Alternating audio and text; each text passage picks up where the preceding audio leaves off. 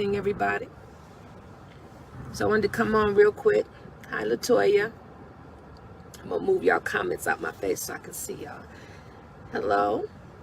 Say hello to everybody. Let me just make sure. Hi, Mary. How are you? Sally Richards, how are you? Hi. Hello. How are you guys doing? Hello, hello, hello. So, hi, Cece. What's up? So, how many of y'all saw what happened yesterday or last night with the Oscars? I think it was last night. Was that last night, the Oscars? I want to talk about it. So how many of y'all saw the Oscars last night? Very interesting. So I put up a post.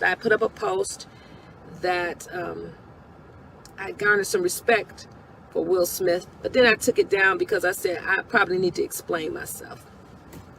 So Will Smith defended his wife. I believe that's the way it should be looked at. And I'm not going to go into a whole soapbox kind of a thing, but I am going to say this, and then I'm going to leave it here.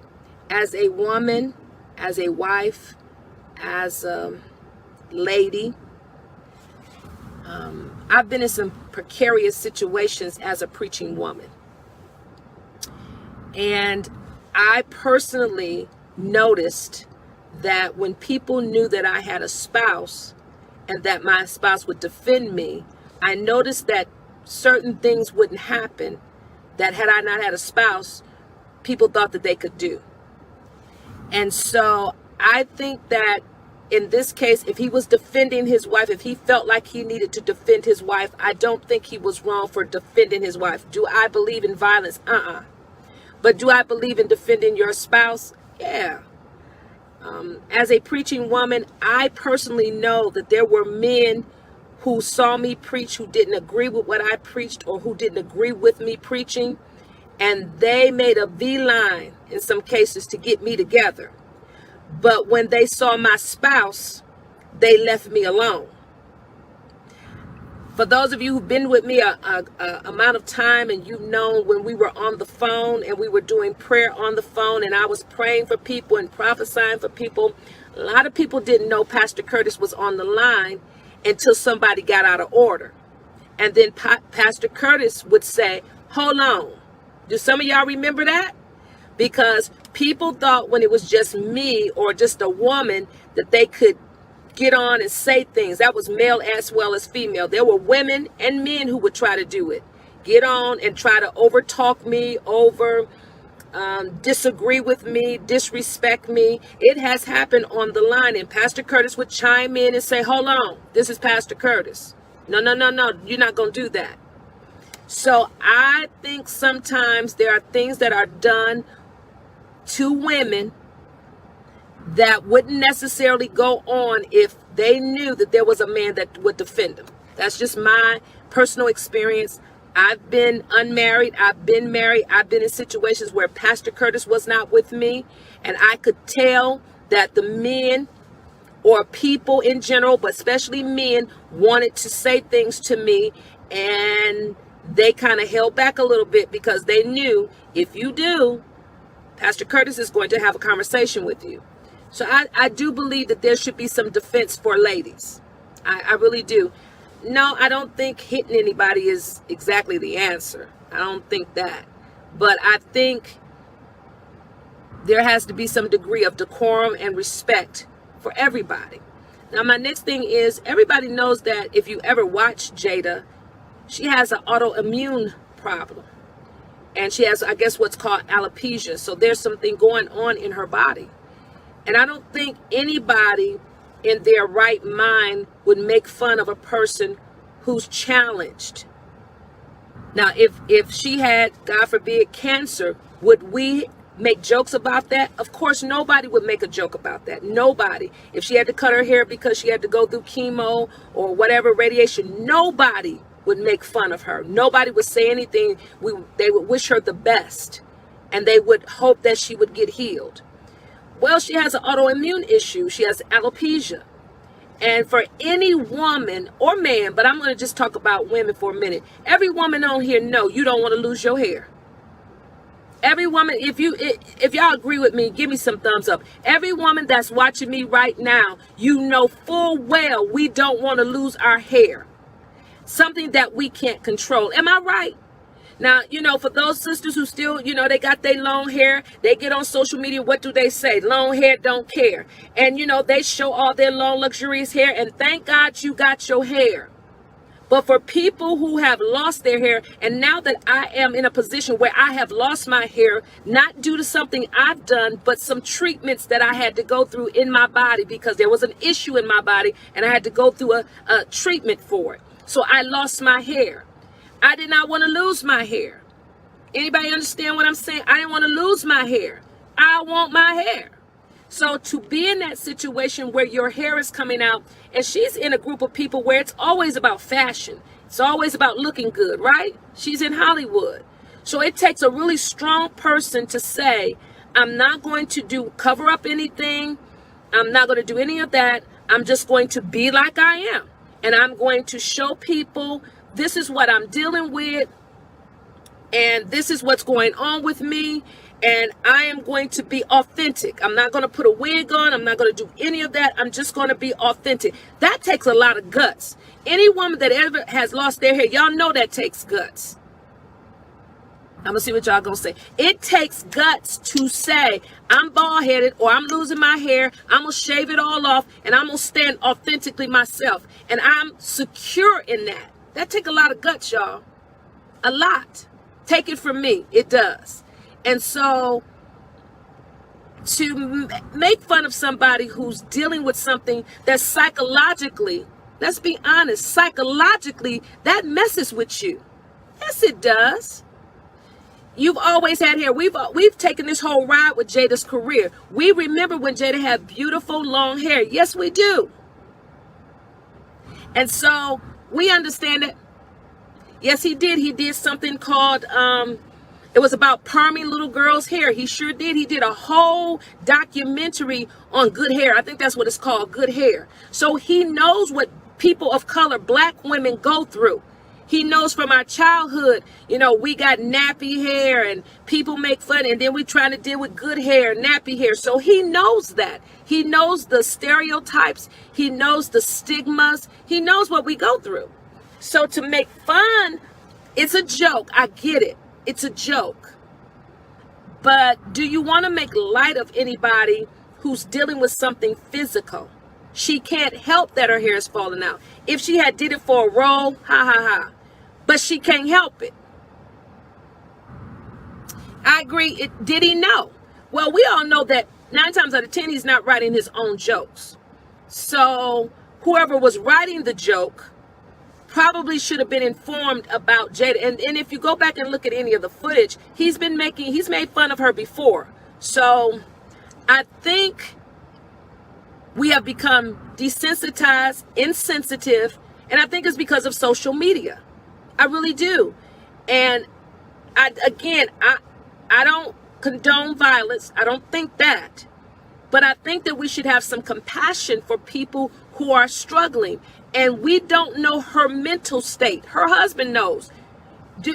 Okay, let's be honest. Can you imagine what it's like to go into an atmosphere like she had to go into the Oscars? That is about fashion, makeup, hair, beauty. First of all, as black folks, we already are considered not as beautiful as other folks. Y'all know it's true. Our skin is too dark. We're not light enough. Our hair is not good enough. So we already going in with those stigmas on our back. So she goes into that. She went in with all her hair. And now as the years have progressed, she's lost her hair. Can you imagine what that's like? I can imagine what it's like having to stand in front of people. At one time you had a lot of hair and now you're standing in front of people and you don't have the same amount of hair, but you got to be authentic and secure in your authenticity. That's some heavy psychological stuff, y'all. And she's doing it. Now, I'm going to say this. I think there's probably more to the story about Jada's health. Jada is very small. Have y'all really ever looked at her? She wears a lot of big clothes. And so I'm wondering, is there more to the story that we will never know? Does she owe us that? Absolutely not. Does she owe anybody that? Absolutely not.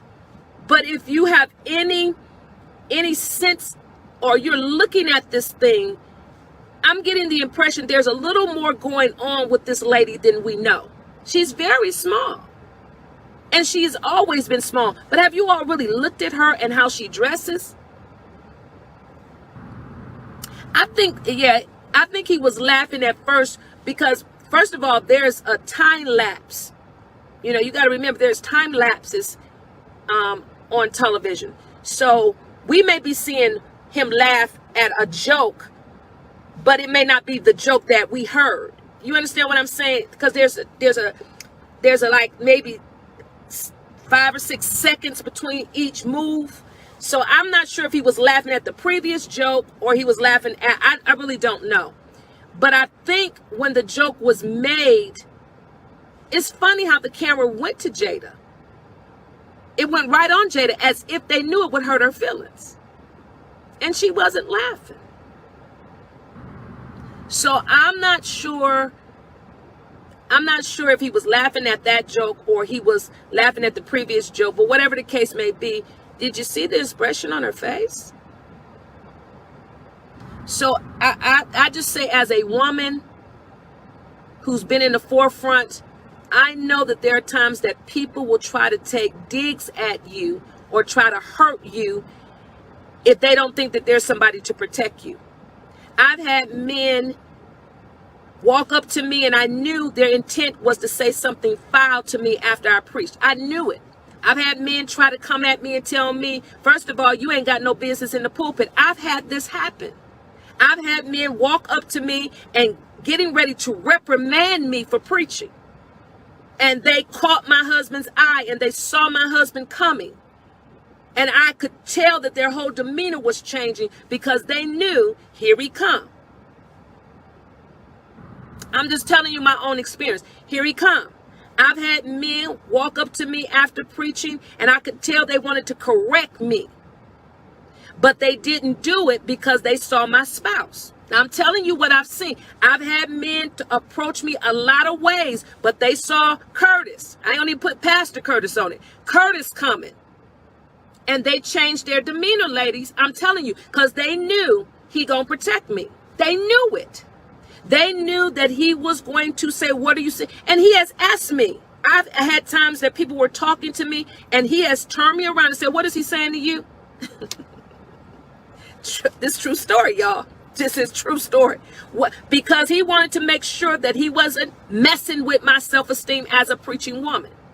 So I just think, my personal experience, there are certain things people won't do when they know you got protection. There's certain approaches they won't have towards women when they know that they have protection. And I don't want to be racist, but I'm going to hit it anyway.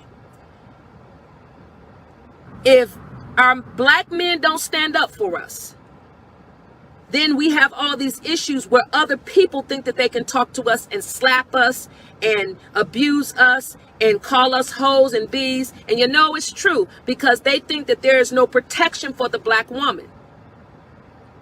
I'm just being 100 with you. If you all remember this incident, maybe some of you do remember, some of you don't. But there was an incident maybe about 2 years ago. Black woman ran into the back of a guy, white gentleman. She ran into the back of his car. They both got out and she went on to, try to let him know, I'm sorry, do we need to exchange information? And he didn't know he was being recorded. And it was somewhere dark and it was well lit, but it was dark and there wasn't a lot of people around. And he beat that black woman. Some of y'all don't remember that, but I remember it. He beat her for running into the back of his car. He beat her. They went to court and all he got was a slap on his hand and a fine or something. But he beat her. She had a black eye. I think she had several black eyes. He beat her up because she hit his car. And there were a lot of black men who said, if we catch you, we gonna get you for that. So he had to change where he lived. He took himself off of social media. He did all of that because there were some men of color who were saying, we're gonna defend her because the court system didn't defend her. So to me, My brothers should have some degree of concern about us. And I'm not saying I condone violence, because I don't. But he did a whole documentary on hair. Chris Rock, you can go and look at it. I think it's called Good Hair. And he knows our plight, and he knows our wounds, and he knows what we deal with. And to make light of her in this predicament that she can't control. She has no control over what's happening in her, by all the money she got, all the physicians she can go through, all the holistic things she can do, and yet none of it is working. Can you imagine how she feels? I can. Is there anybody who understands what I'm saying? If you understand what I'm saying, give me some thumbs up. And again, we're not condoning violence, because we keep our hands to ourselves. I really believe that strongly. Keep your hands to yourself. But at some point, you gotta stop picking on folks. You can't just keep picking on folks and think it's okay. So, looking at it from my lens and where I am, coming from a woman who has had a lot of hair all her life, always had hair, never had an issue of growing hair. I could perm and color my hair and my hair wouldn't fall out. I could press my hair and perm my hair and nothing would happen to my hair. As a woman who has always had hair, and then something happens in my body and my hair it doesn't grow as fast as it used to. And things are not, happening as quickly as it used to. I gotta be honest. I can relate to any woman who is saying, I don't think that's funny. I don't think it's funny to make fun of somebody's hair. It's just me. So I think in the time that we're in right now, we need to be more sensitive. I think in the time that we are in right now, we need to weigh everybody what we're saying. I weigh what I say. I made a comment about this and then I took it down because I had to weigh what I was saying, because I know people are reading what I say, and I want to make sure that nobody thinks I condone violence, because I don't condone that. But I have to say, he won me over with his care for this woman. And I know everybody's talking about, well, he should have did that with the boy that was in a relationship with his wife. That's something totally different in my mind, because they both told you they was breaking up, and they both told you he said on the red table, I was done with your hips. And she was done with his hips. So whatever was going on in their marriage, they had already decided to go their separate ways. So that was something totally different. But they have come together. And again, I don't condone violence. But you can't keep on picking at somebody's spouse. I don't think. Somebody said, trust me, long as Chris stays black and pays taxes, he won't forget. Now, let me just throw this in, balance it out. Some people believe that that wasn't real. That was all fake. The slap was real and all of that, but they believe that it was all done for a specific purpose. So some people don't believe that didn't have some other purpose. So you got that thought out there too, that didn't happen without some kind of diabolical or hidden meaning. Some people believe something else was going on, and I can see what they're saying, because let's be honest, you walk up to a stage and you hit a man. Where was the security? Where was his security? Chris Rock's security. Where were people coming and saying, hold on a minute? Where was that at? Chris Rock actually put his hands behind his back and took that slap. So there are a lot of people who think something ain't jiving here. So I'm gonna throw that out there. Is there anybody feel the same way? Now, y'all got to be honest. No security, nobody. He walks up. He walks from his seat all the way up, and nobody said, grabbed him or said, wait a minute, or kind of stood in there. He hit him and went and sat down. So some people believe there's something else going on here. I can see that as well. But I wanted to share that because I made a comment and I did take it down, but I wanted to come back so that anybody that saw the comment didn't think, well, Pastor Tammy sounds like she condone violence. I do not. But I do condone caring for your family. I do. I think we should care for each other. And I think that there is a stigma against black women that we're not as important as other ethnicities. I really feel that way. And I feel like that there's things that are done to us as black women that would never be done to blue-eyed blonde hair. Y'all know I'm not racist, but I'm telling you what I've lived and seen. There's some things that are done to us that would never be done to blonde hair, blue eyes. And y'all know it's true.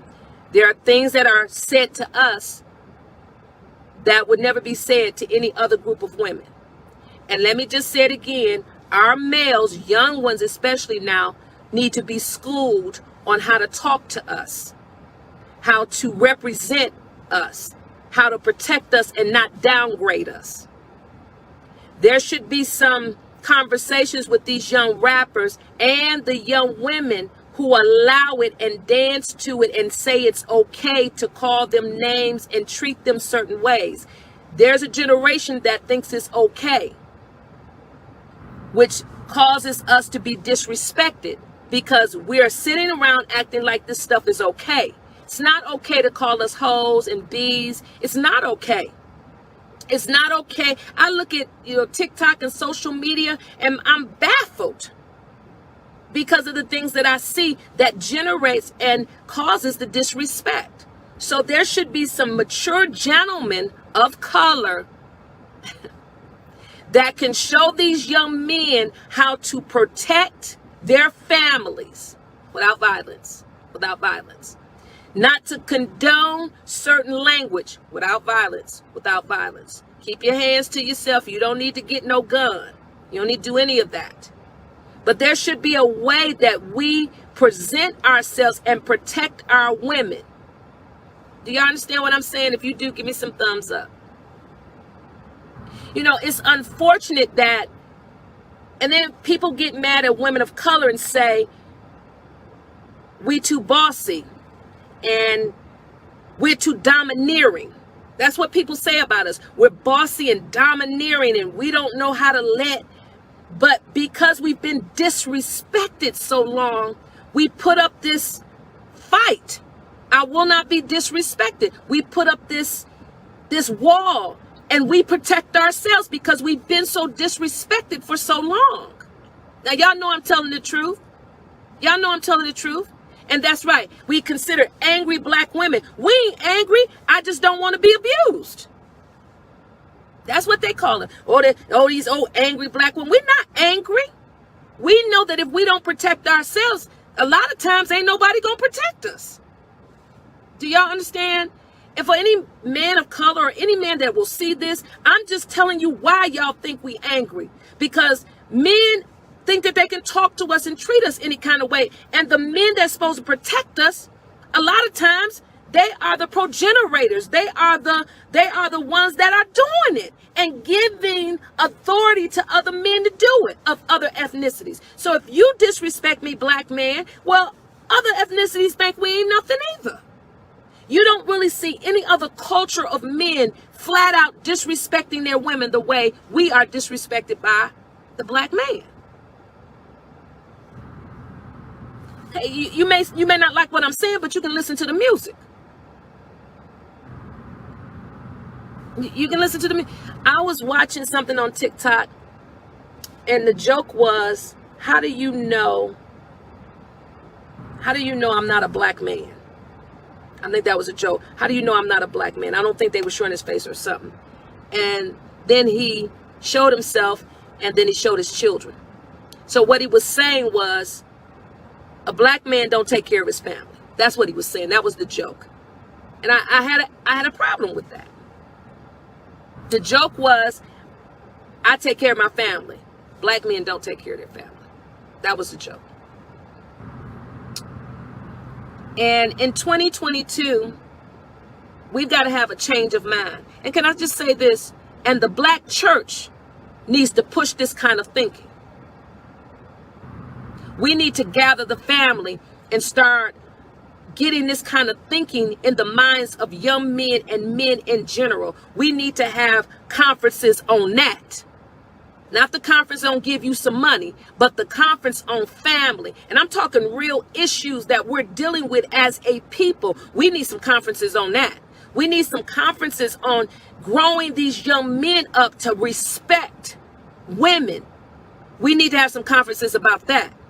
Not conferences on some new revelation, but conferences on let's talk about being a male, a black man, and what it means to be a black man to a family. Are y'all okay? I got a son. I got a black son. And he knows what it means to be a man to his family because he done seen his daddy. But there are a lot of men of color that don't know anything about being a man to his family. So all they can do is take cues off TV. So you got a lot of male pastors that, Pastor did a teaching about fathers. And is this biblical to have all these spiritual fathers? But the interesting thing is most times all these folks that want to be spiritual fathers, most times they don't know how to father. And that's why we have so much chaos in the church, because they don't know how to father. They get these titles of spiritual father, but if you check their life, they've never had a real father. So all they do is abuse the men. And what happens? The men leave the church. Now, if I'm too deep for you, I understand, but I'm going to go there. You got all these black men. I got a book that I wrote. I wrote all these notes about it. And this is the name of the book. You Ain't No Father. I actually wrote some things about it. I got it in a journal. You Ain't No Father. I had this book. I wrote this stuff in a journal over 15 years ago, because I recognized that then 15 years ago that these folks who called themselves spiritual fathers had no template on what it meant to be a father. They knew what it meant to be abusive to a man, but they didn't know how to genuinely love and nourish and grow up a man. And so I wrote in my journal, I got a bunch of notes on it, things that I saw in the pulpits over the years, things that I experienced, things that I watched. And most times these men who quote unquote want to be spiritual fathers or say they're spiritual fathers, they don't have the information on being a father to anybody. Anybody. They know how to abuse, but they don't know how to father. They know how to take advantage, but they don't know how to father. Y'all okay? And so these are things that I've seen. And there's got to be some men who know how to father, to teach young men how to be men, and how to father, and how to bring up children, and how to love a wife, and how to be a protector of their family. We got to be taught that. And it's got to go beyond hitting folks or pulling a gun. That ain't it. That ain't it. But if you got to defend your family in those situations, if the situation ever arrives, you there to do it. We wouldn't have a Medea if we had more men. See, y'all didn't get that. We wouldn't have a Medea if we had more men in families that were protectors. If you ever watched any of those Medea, and I think that's based off of somebody in his family. Tyler Perry's Medea is based off a family member, a woman in his family. There would never be a need for a Medea if Medea had a man that would protect her. But everybody, every person of color can point to a Medea in their own family. I know I can. She was my grandmother. Everybody in our families, somewhere in our families, we can point to a Medea.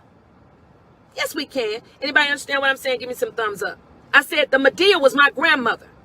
My grandmother was a gun-toting, pistol-whipping, knife-pulling Medea. That's what I was raised around. I said she was a gun-toting, knife-pulling, pistol-whooping Medea. That's what I was raised with. I didn't see my grandmother pistol whoop a man. But she felt like she needed to be that way because she had to protect her children. Do y'all get that? So we need, as a culture and all this church, we need some men, real father men who can teach. Men who understand real leadership. Not this pseudo nonsense that we're seeing in the church. We got pastors who want to be spiritual fathers. And I don't know what movie you didn't watch where you got the men on their knee in front of you. What? You got grown men down on one knee in front of you. What movie you been watching? Because that ain't how we go. But if we don't have people that know, I grew up, I didn't have a father in the house. But I watched how my spouse raised and trained up our son and daughter. And I watched him never emasculate our son, but mature him to be a man. I watched how he nourished his daughter. I never had that. So I didn't have no template. I didn't know what that was. But I watched it. And as I've grown, I understand now what it did for them. Do y'all understand? So we got a lot of folks in these positions of quote unquote leadership, and they treat what they say are their sons like slaves. No father would enslave his son. Okay. I'm just telling you what I've lived. Living in that kind of environment does something to you. Is there anybody understand what I'm saying? My grandmother is gone on. She got saved. She loved the Lord, and she gone to be with the Lord. But I'm telling you what I lived. I used to, as a little girl, about 6 or 7, I used to watch my grandmother. People would come to do work at our house. Men come in to do work, and they would try to take advantage of her because they didn't think that she understood what was supposed to go on as far as business was concerned. And I've watched my grandmother cuss people out because they thought they could take advantage of her. Even in business. I'm just telling you what I saw. I watched how people would come into the house and they saw all women and no man, and they thought, I'm going to come in here and I'm going to take advantage sexually of the women. Well, that wasn't the move. I'm just telling you what I was raised around. That wasn't the move, because I didn't see my grandma go get her pistol. I've seen, and I'm just saying, when there's no protection in the house, then the women take on another persona. They got to. And for me, marrying somebody who was raised with a mom and dad, raised with a real father, grew up, and there's a lot of Stevens men. So when I met Pastor Curtis and I saw all these Stevens men, I was perplexed, because it was a bunch of men who took care of their families, who raised their children. So for me, it was like, I ain't never seen this before, this many men with their family. So when I came into his family, it was a bunch of men, sons and uncles and dads and fathers. I'd never seen that before. I'm just being honest. And they were with their families. So when we would go to the family gathering, I saw fathers, grandfathers, moms, dads, children. I'd never seen that before. And so for me, it was like, oh my God, this is different. He was raised in a house full of men, and he around men. So he knew, he had a template. He knew what men did. I didn't. I knew what the grandma did. And it was very difficult to yield to that. Is there anybody know what I'm saying? Yield to a man protecting me. And he would say, no, baby, you ain't got to do that. My mind didn't work that way. No, Tammy, I got it. My mind, and I would fight him. Because my mind told me he's trying to control me. He's trying to manipulate me. He's trying to make me do what he said. My mind told me that. Because all I knew was we take care of ourselves. And it took me years to relinquish that. It took me years to say, okay. I know you ain't going to let nothing happen to me. Okay. It took me years to accept that he's going to drive. I'm not going to drive. It took me years. That you relax, I got us. Years. Because of what I was raised in. So, I don't condone violence. But if Will Smith saying he's protecting his family, his wife, and maybe her mental state, I say okay.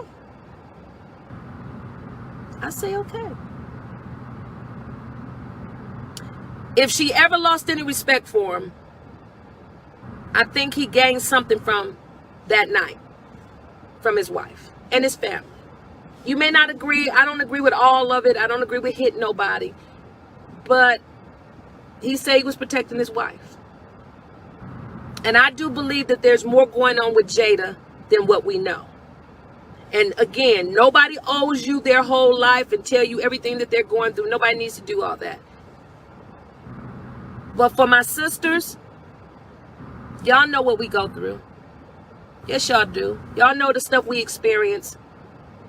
Y'all know the things that are said to us and how we're treated. Yes, we do. It's sometimes it's subliminal and sometimes it's right in our face. You know, have any of you ever experienced this? You're standing in a line. Say I'm at Target right now. You in the Target line and you standing there. And somebody just walks right in front of you as if you're not there and get in line in front of you. And you have to say, no, I was standing here. And they can look at you like, no, you weren't. We can be invisible to people. We can. You and I can be driving down the street and we might want to get over and we'll honk at the person and say, can I get over? And if they're Caucasian male, most times they will say no to us. This is just something I've experienced. But if a blind, blue-eyed Caucasian woman blows and says, let me get over, they'll let her get over. Just my experience. I've seen him. I've actually tested the theory. I've tested it to see if I'm tripping. I said, I've tested it to see if I'm tripping. And I wasn't tripping. So there are things that you and I know from life experiences that we're treated different. We are. And I think there has to be somebody who stands up for us and says, we're not going to allow, not even our own, to disrespect you. Not even our own. We're going to respect our sisters. Some things are off limits. Some things are not funny. Some things we're just not going to do, and we protect our own. That's where I'm at with it.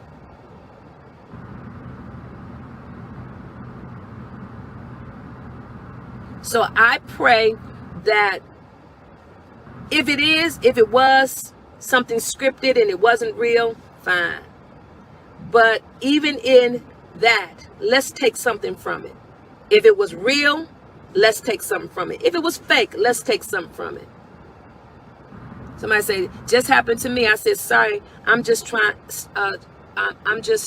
over here. He said, so go up. So you have to know that it's different for black women. And we're not angry. For every black brother who think we angry, for every Caucasian and any other group of people who think we're angry, we're not angry. We're not angry. We got to protect ourselves because we don't feel like anybody else will. Is there anybody that agree with that? Are we angry? Are we angry black women? No. Somebody said we tired. Are we angry? No, we're not. We're not angry. Somebody just say no. No. Are we angry? No, we're not angry. I'm not angry. We're not angry black women. We're women that understand if I don't protect me, where else is my protection? I'm not angry. I'm not bitter. I'm not trying to get back at the black man because he date the white one. It ain't none of that. It ain't none of that. We're not angry. So to every brother who says, I don't date black women because they're angry, we're not angry. Honest to God, we're not angry. Are there some people who are upset about certain things? Sure. But we are not this tyrant, black, angry woman that you can't say nothing to. We just have to defend ourselves so much that we don't know when to put it down. So today, I just felt like maybe that's just one for us. Maybe Will may have set a standard that says, we're going to start holding each other accountable. You're not going to disrespect my wife, and we're not going to keep disrespecting the black woman. Maybe that's what I took from it. That's what I took from it. I didn't take, no, he shouldn't have hit him. There should have been another way. But again, we don't know all the intricate details. We don't know that Will haven't had conversations with him before about this behavior, because that's not the first time he's attacked Jada. So we don't know all of that. But I think this time, maybe as a people, we can sit down and say, listen, we can't keep attacking one another. And we definitely can't keep attacking our sisters.